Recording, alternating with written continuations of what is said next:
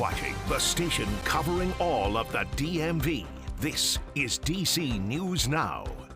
Thank you for joining us on DC News Now. I'm Shanika Grimshaw. We're going to get to your top stories in just a bit, but first we have to check in with meteorologist Jackie Layer with a check on how it is today. Jackie, looking at the fog out there and slick road conditions, it's a mess. Yeah, quite a messy commute out there earlier this morning, and we did have, a lot of rainfall over the last 48 hours. So some ponding, some flooding on some of those roadways that you had to dodge. So again, in terms of rainfall totals over the last 48 hours, at least 2 inches of rainfall in DC. Some localized areas received at least 3 inches, even close to 4 inches of rainfall. And we're going to be looking at another chance or another round of some showers and storms later on this afternoon. But as we look towards noon today, mainly cloudy. I would say it's mid to late afternoon that some of that shower and thunderstorm activity starts to pop up as we do see a disturbance move in. So I would say closer towards 5 p.m. is really when a good chunk of the region starts to see some scattered showers and storms. Some of those storms could contain some heavier downpours. So we could be seeing some localized flooding associated with that as well. That'll be later on this evening, closer towards sunset, and then eventually those showers and storms do fade away a little bit after sunset.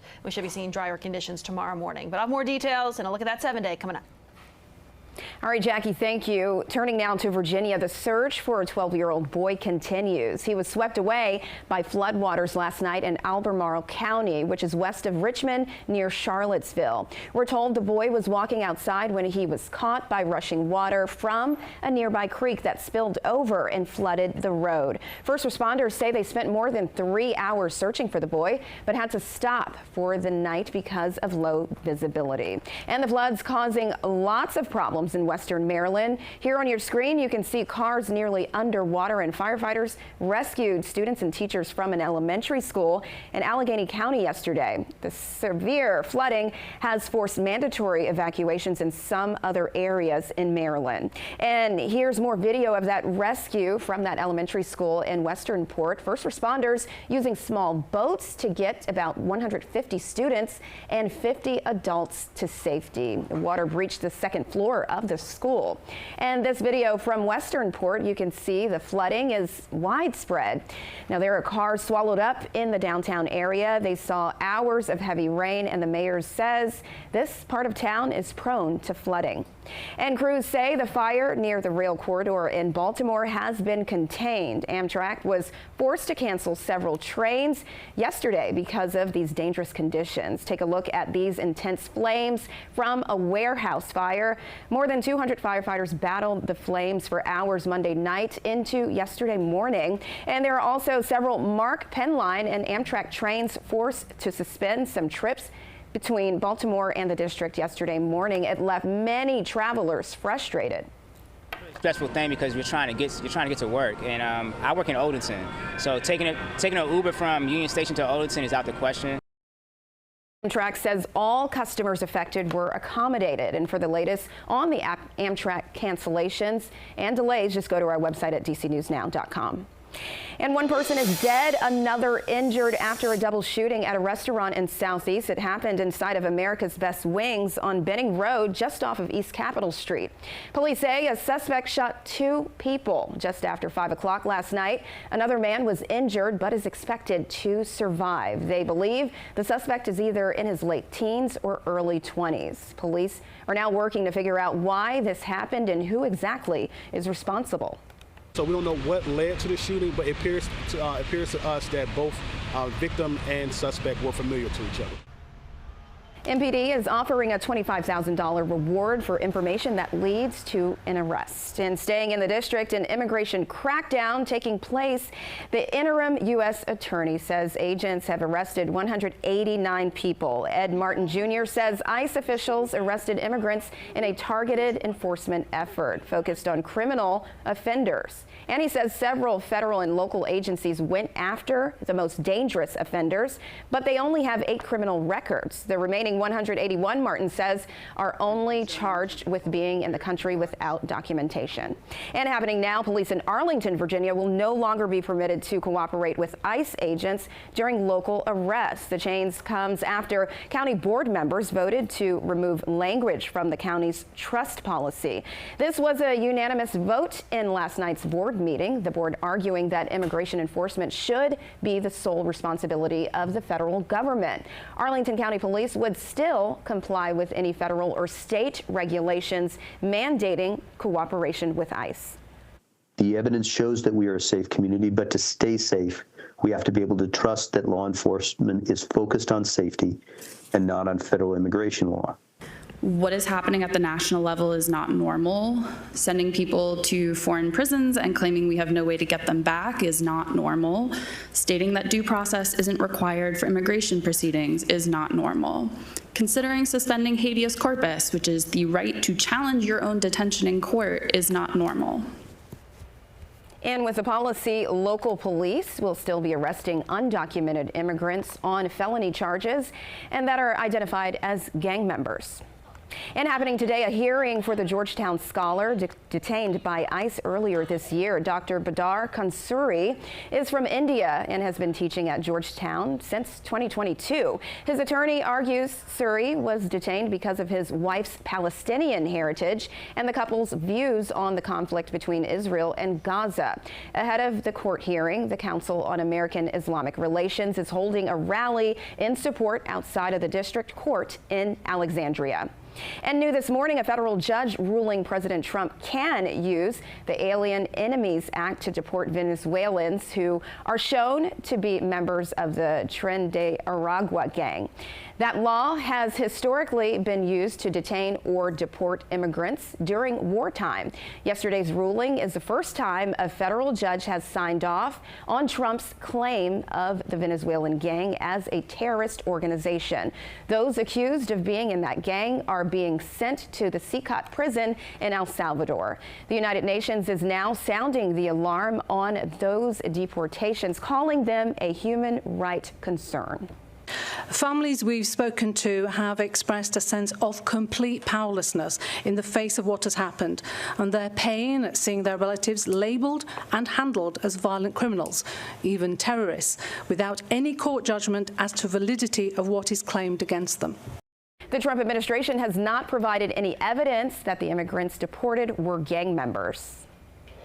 And some good news for D.C. Violent crime is dropping, and the latest report from police shows robberies are down 24%, and there is a 17% drop in homicides. Assaults with a dangerous weapon are down 14% from last year. Also staying in D.C., frustrations are growing as the council continues to wait for the 2026 budget. Yesterday, Chairman Phil Mendelson sent a letter to the mayor demanding she turn in the 2026 fiscal year and the 2025 supplemental budgets. He wrote, "It is disrespectful to the council and to the public to continue delaying submission." The budget was due to the council on April 2nd, but that deadline was missed after Congress gutted D.C.'s current budget by $1 billion. The mayor's office is working on a supplemental budget to respond to that. Mendelson says he's now considering taking legal action. As far as I'm concerned, all options are on the table. As you heard, members are clearly frustrated. The public is being disadvantaged. In fact, the operation of government is being jeopardized. So it's simply not true that we're holding it up for kicks. Council members are requesting a sit-down with the mayor and CFO at some point today. And summer camp registration is underway in the district. The D.C. Department of Parks and Recreation opened registration for swimming programs yesterday. And today at noon, registration for sports and arts programs will open. D.C. DPR wants to remind you that these programs are on a first-come, first-served basis. And they encourage you to create an online account on the city's website for a quicker sign-up. And yes, Jackie, summer is coming. We're still in spring, morning, but it is going to be a mess out there. And I'm telling you, like the roadways today, Jackie, were just so backed up. Yeah. Even with no crashes, it's just like, you know, people were just taking it easy and it was just very slow. Yeah, they needed to be slow just because we did have that thick fog for some areas. And then also we did have some of that ponding and some of that flooding associated with yesterday's heavy rainfall. So at least we do see drier conditions into the early afternoon today before we see some more of those scattered showers and thunderstorms popping up later on this afternoon into the evening commute. So heads up, you might have to dodge in and out of a couple of those heavier downpours with these thunderstorms later on this evening. And then eventually we'll see those clearing out closer to or a little bit after sunset. So we don't have any more of the daytime heating of the day after sunset. So those thunderstorms will fade away. But this could complicate some things. It could create some of that localized flash flooding with any of those heavier downpours. Just be on the lookout for that later on this evening and later on tonight. Then we clear those out. We'll see drier conditions tomorrow morning. High temperature today, though, we'll be back into those upper 70s. Tomorrow will likely be into those lower 80s for much of the area. Now, any shower or thunderstorm development tomorrow, that'll be mainly back out towards our westernmost areas. That's where we could be seeing that potential. Closer towards D.C., likely tracking mainly dry conditions out there for the day tomorrow. As we look towards the end of the week, we do have yet another disturbance, a warm front drifting in. So as we look towards Friday, we are looking at some more of those warmer temperatures, mid-upper 80s. There's that chance for some scattered thunderstorms into the afternoon on Friday, so we're closely monitoring that as well. As we look towards Saturday, we have another system that'll be sliding closer towards our area. Out ahead of that cold front, looking at some more scattered showers and storms for your Saturday. And then behind that cold front, we're tracking drier conditions as we look towards the second half of the weekend. So Sunday, I would say, is the pick of the weekend just because it's not quite as warm as Saturday, and we'll also see those drier conditions from start to finish behind that cold front. So at least we have something to look forward to for the second half of the weekend. In terms of temperatures, though, we vary into those upper 70s to 80s across that 7-day. So yeah, certainly more of a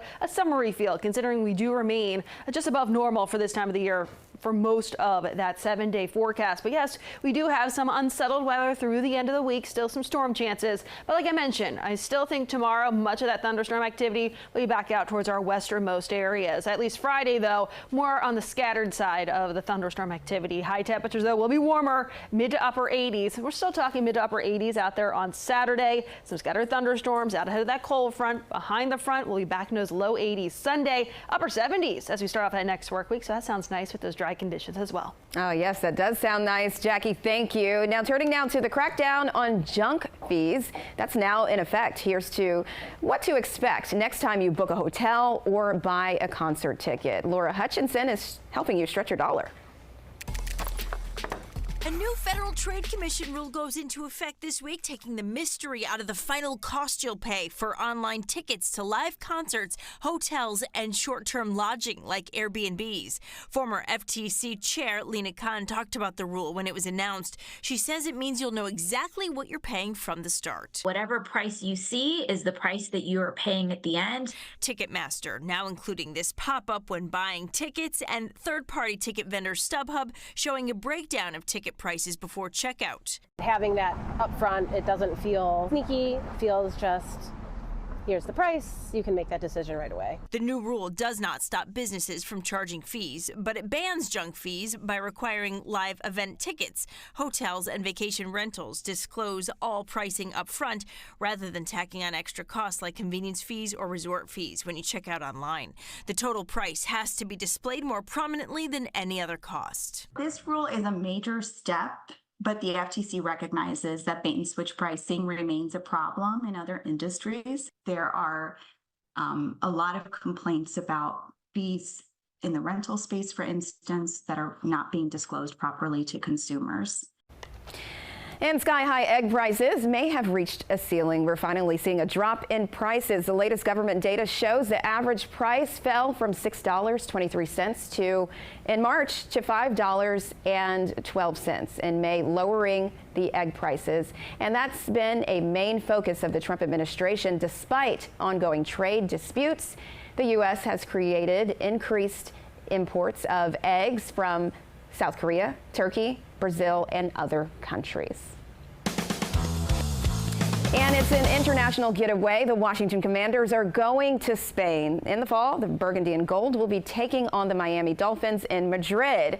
This will be the first NFL regular season game ever played in Spain and the Commanders' second ever international game. It will be a Week 11 game set for Sunday, November 16th. The entire regular season schedule will be released later today. And that's all the time we have for you this morning on DC News Now. Stick around for more news and weather coming up on the news at noon.